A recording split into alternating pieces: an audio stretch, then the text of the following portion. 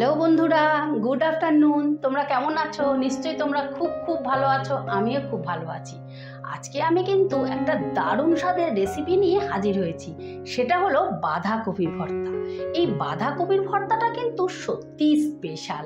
এই বাঁধাকপির ভর্তা দিয়ে গরম গরম এক থালা ভাত নিমেষেই খাওয়া হয়ে যায়। তাহলে ঠিক আছে, তাহলে এসো এই বাঁধাকপির ভর্তাটা করতে কি কি উপকরণ নিয়েছি তোমাদেরকে একবার দেখিয়ে নিই। এসো বন্ধুরা, বাঁধাকপির ভর্তাটা করতে আধখানা বাঁধাকপিকে আমি ঠিক এইভাবে কুচিয়ে নিয়েছি।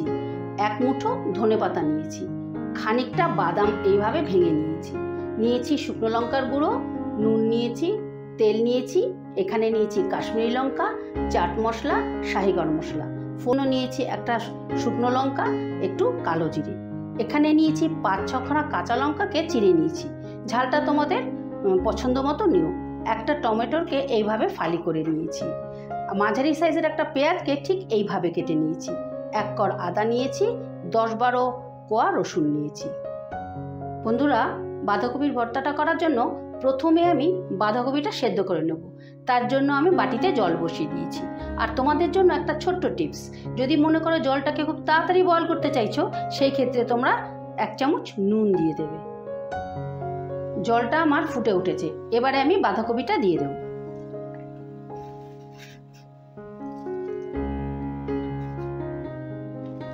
এই দেখো বন্ধুরা, বাঁধাকপিটা সেদ্ধ হয়ে গেছে। বাঁধাকপিটা সেদ্ধ করে নিলে কি হয়, এর কাঁচা গন্ধটা চলে যাবে। এবারে আমি এটা নামিয়ে নেব। বন্ধুরা, মশলাটা করার জন্য আমি একটা প্যান বসিয়ে দিয়েছি। এবার প্যানে সামান্য একটু তেল দিয়ে দেব।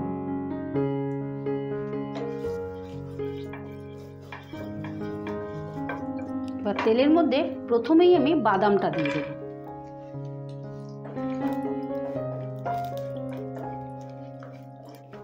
বাদামটা একটু ভাজা ভাজা করে নিয়ে তারপর মশলাটা দেব।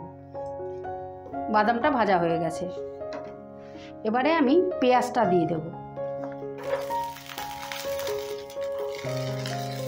রসুনটাও দিয়ে দেব, আদাটাও দিয়ে দিচ্ছি।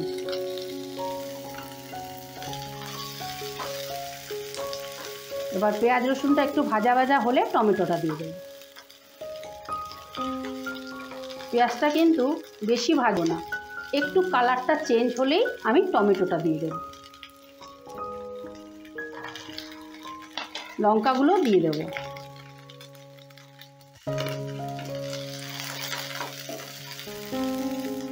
এবার সামান্য একটু নুন দিয়ে দেব।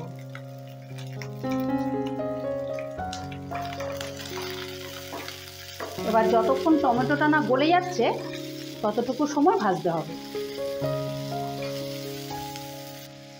এই দেখো বন্ধুরা, মশলাটা ভাজা হয়ে গেছে।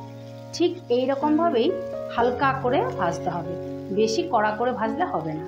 একটু সামান্য কালারটা চেঞ্জ হলেই নামিয়ে ফেলতে হবে। এবারে আমি গ্যাসটা অফ করে দিচ্ছি। এবারে এই মশলাটা নামিয়ে নিয়ে ঠান্ডা করে মিক্সিতে পেস্ট করে নেব। বন্ধুরা, বাঁধাকপিটা আমি ঠান্ডা করে জল ঝরিয়ে এইভাবে চিপে নিয়েছি শুকনো করে, আর মশলাটা পেস্ট করে নিয়েছি। এবারে ভর্তাটা করার জন্য আমি একটা প্যান বসিয়ে দিয়েছি। প্রথমে ফোড়ন দেব। ফোড়নে প্রথমে শুকনো লঙ্কা দিয়ে দিচ্ছি।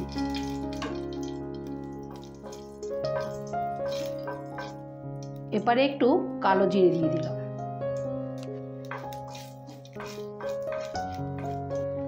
বন্ধুরা, একটা টিপস, যদি নাকি মশলাটা মনে করো ছিটকবে বা তেলে মশলা দিলে অনেক সময় ছিটকয়, সেই জন্য প্রথমেই আমি তেলের মধ্যে একটু নুন দিয়ে দিচ্ছি।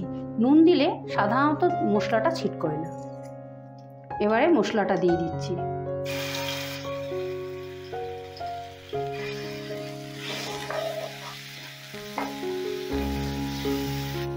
এবারে সামান্য একটু নুন দিয়ে দেব। এবার মশলাটা ভালো করে ভেজে নেব, যতক্ষণ না মশলাটা থেকে তেল বেরিয়ে আসছে।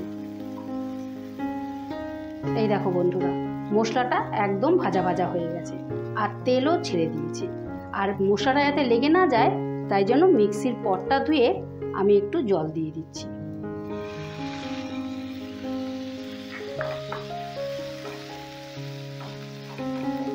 এই পর্যায়ে আমি একটু শুকনো লঙ্কার গুঁড়ো দিয়ে দেব। যাতে খেতে একটু চটপটা হয় সেই জন্যই শুকনো লঙ্কার গুঁড়োটা দিয়ে দিচ্ছি।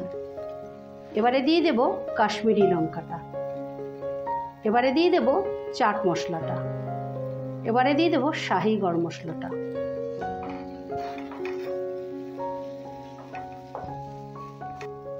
এবারে স্বাদের ব্যালেন্সের জন্য দিয়ে দেব একটু চিনি।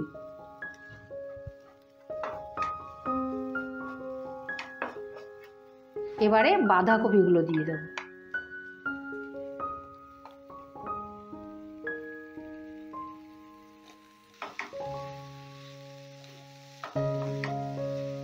এবারে মশলার সাথে বাঁধাকপিটা ভালো করে ভেজে নেব।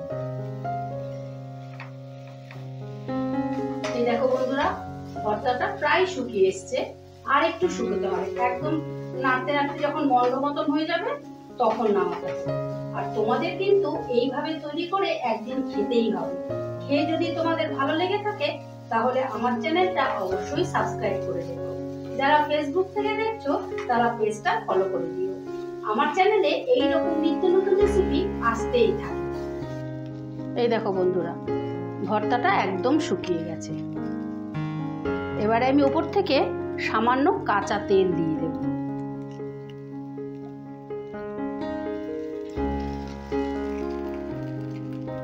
এবারে ধনে পাতাটা দিয়ে দেব। এবারে সামান্য একটু নাড়াচাড়া করে নামিয়ে ফেলব।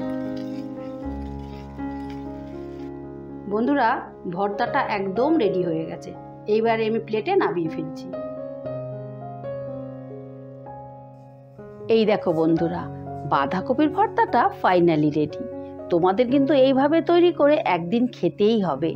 খেয়ে যদি তোমাদের ভালো লেগে থাকে তাহলে আমার চ্যানেলটা অবশ্যই সাবস্ক্রাইব করে রেখো। আমার চ্যানেলে এই রকম নিত্য নতুন রেসিপি আসতেই থাকে। ঠিক আছে, তাহলে আজ আসি। কাল আবারও কোনো নতুন রেসিপি নিয়ে হাজির হব। টাটা।